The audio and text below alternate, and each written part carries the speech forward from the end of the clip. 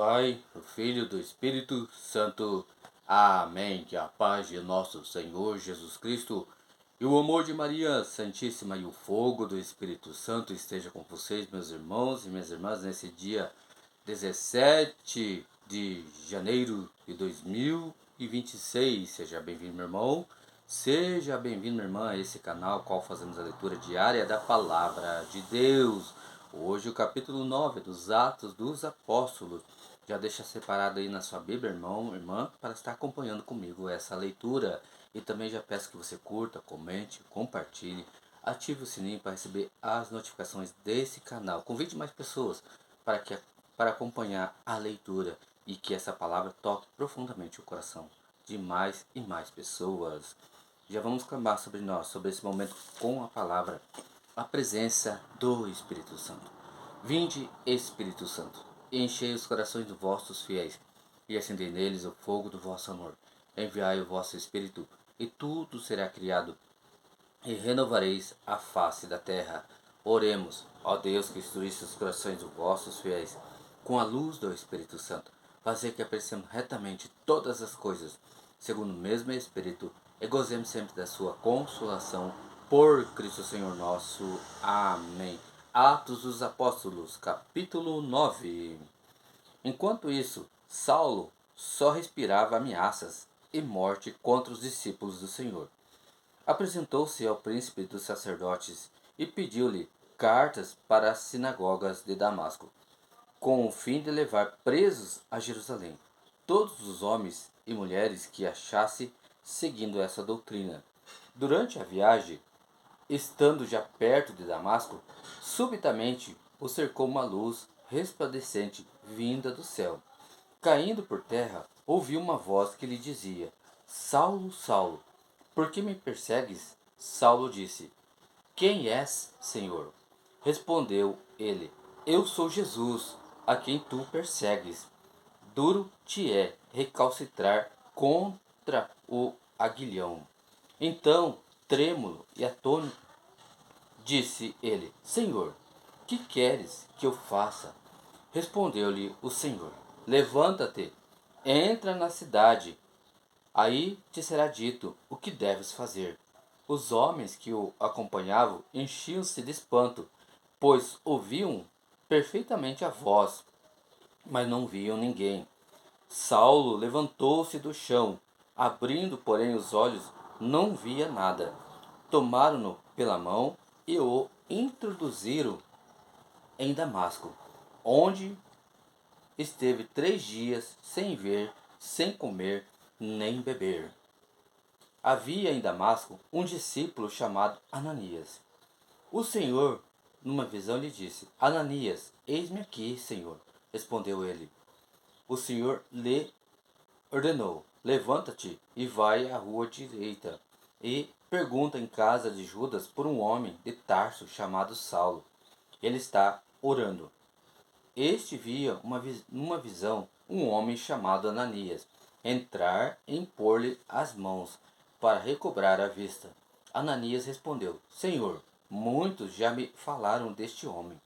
Quantos males fez a teus fiéis em Jerusalém? E aqui ele tem poder dos príncipes dos sacerdotes para prender a todos aqueles que invocam o teu nome.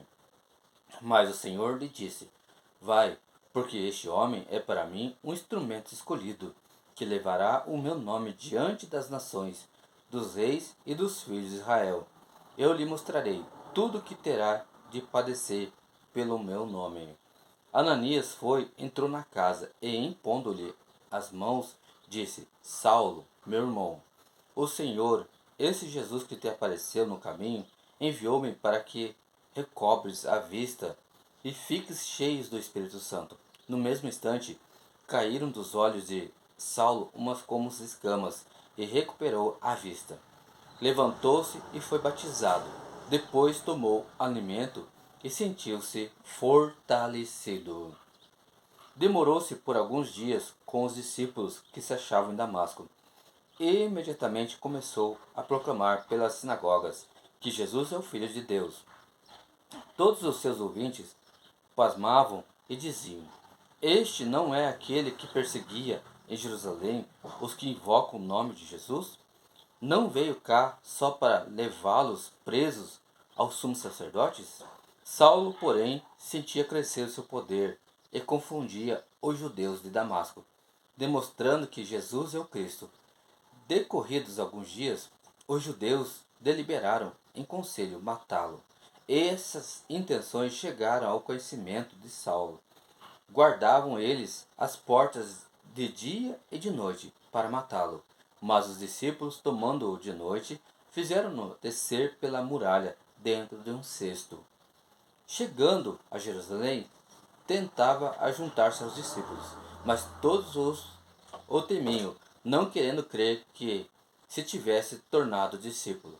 Então Barnabé levantou consigo, apresentou aos apóstolos e contou-lhes como Saulo vira o Senhor no caminho, e que lhe havia falado, e como em Damasco pregara com desassombro o nome de Jesus.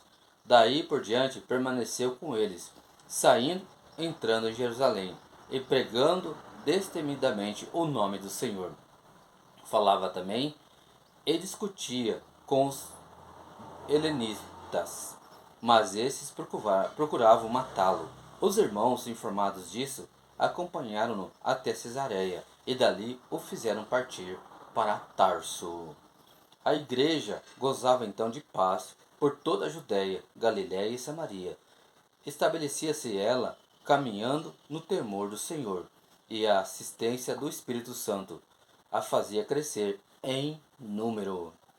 Pedro, que caminhava por toda parte, de cidade em cidade, desceu também aos fiéis que habitavam em Lida. Ali achou um homem chamado Enéas, que havia 8 anos jazia paralítico num leito. Disse-lhe Pedro: Enéas, Jesus Cristo te cura.